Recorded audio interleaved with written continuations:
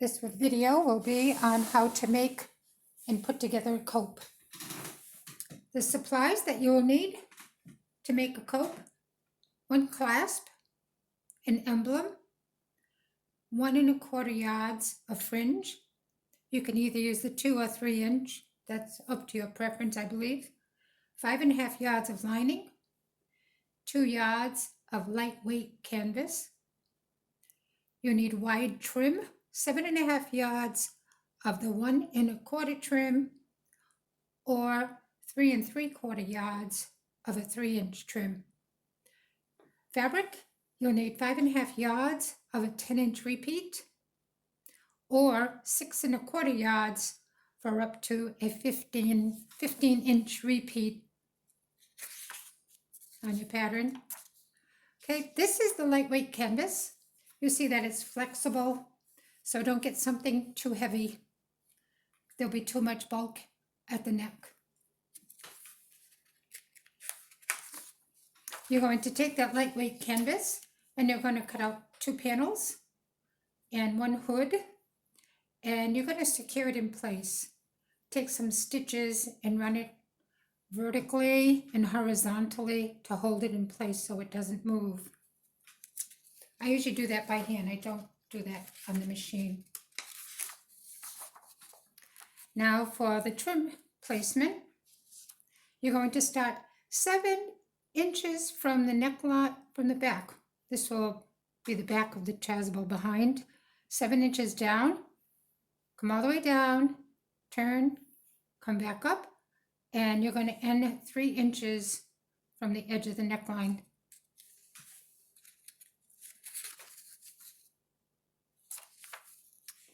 Now the placement of the trim. I do mine 1 1/2 inches in on this side and 1 1/2 inches on the other side, and 2 1/2 inches up from the bottom. Sometimes the weight of the fabric will not make the bottom even. No matter how many times I do it, it doesn't turn out right. So that's why when we've made the pattern, we've added that 1/2 inch at the bottom here. So once the trim is on, you're going to baste it in place.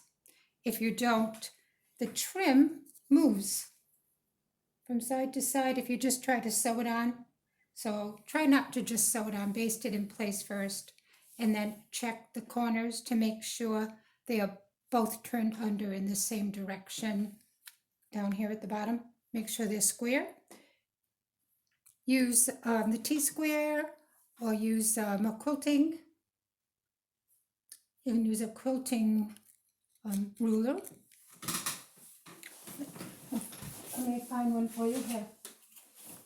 Here's a quilting ruler. It has lines on it, so you can get that bottom nice and square. If you don't have a T-square, you can just use that. You could use another kind of ruler as long as it's wide enough. Now we're going to turn to the hood. We're going to stitch and hold in place that hood up and down. Then you're going to sew your emblem where you've decided the middle is. And then after you sew the emblem on, you're going to cut a lining out. So what you're going to do is take the fabric, put it on top of the lining, and you're going to extend it 1/2 inch outside the edge of the round of the hood. You don't need to do it up here, just that already has the seam allowance in it. And then once you've cut that out, take the neckline here, and I want you to sew a seam. You're going to be attaching that, and it's a lot easier if you know where to turn it, if you have stitches there. And later on, of course, you'll have to clip this so it can fold nicely inside. I will set that aside for now, and we're going to work on the back.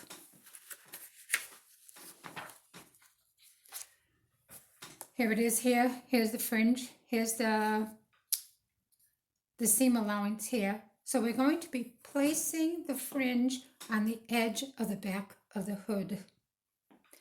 You can start from the left or from the right. It doesn't matter. which way is more comfortable for you, but you're only going to sew on the edge of the fringe. Here we have here. Oops, excuse me. So here's the fabric. So we're going to not sew. We're going to allow the seam allowance right here, and we're going to put the fringe right on the edge and sew it. Oops. Sew it just right here, because you're going to be taking this lining after the fringe is on, and you're going to be putting it underneath and tucking this edge here that's sticking out. Maybe I'll do it on the bottom for you. See, turn it, and this will already be down. So hopefully you can see, the lining will be turned over the top of the fabric, but underneath the fringe. And then I stitch it by hand. You have to keep flipping the fringe back and forth so you don't catch the fringe. Watch where your thread is as you flip it over to one side and to the other.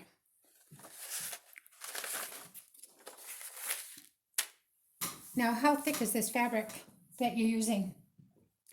Because at the neckline there will be 2 layers of fabric, 2 layers of canvas, plus the lining.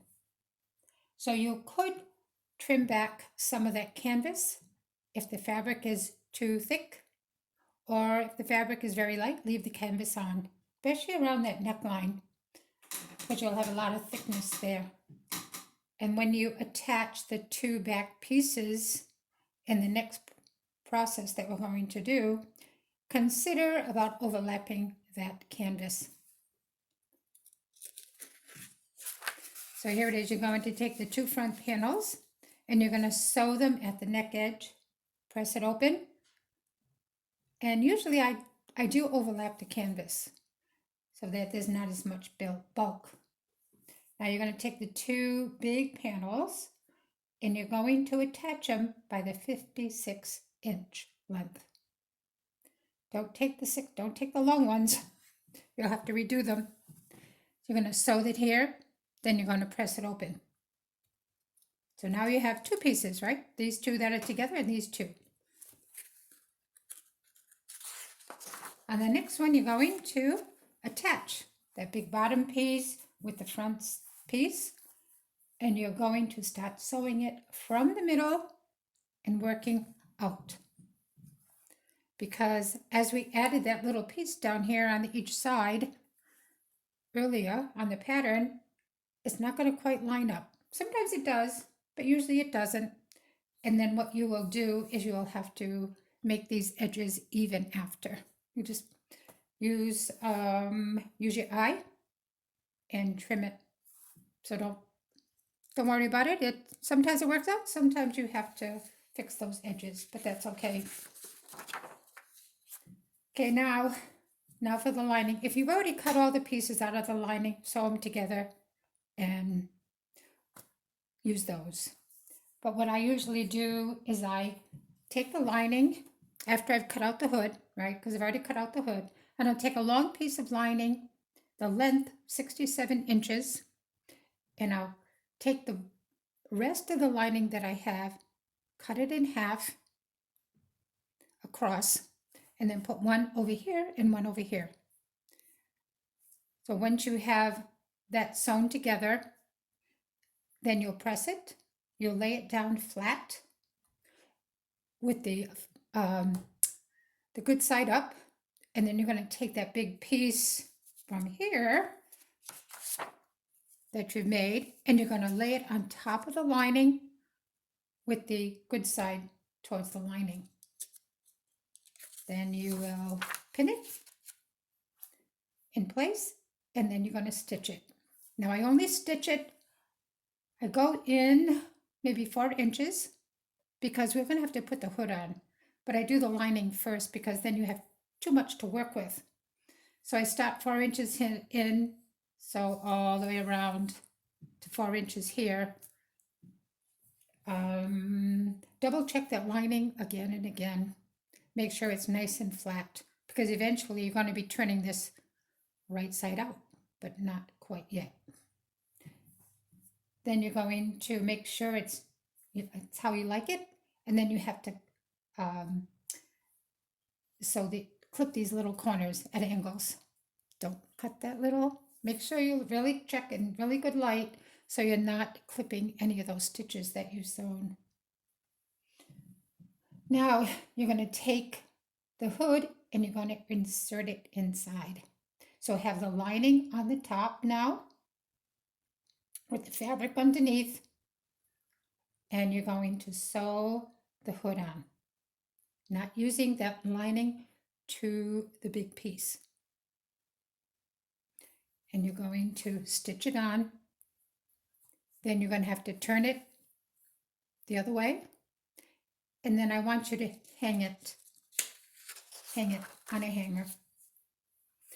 And just let it hang there. I would let it hang for a week or two. It's amazing how some of the fabric really pulls, and then you think, oh, I've sewed it right and it looks good. But no, sometimes it buckles at the bottom because the fabric is very heavy and the lining is not as heavy, and so it draws the fabric down. So you'll have to pin it, try to pull it up, and do the best you can to get it to lay as nice as you can.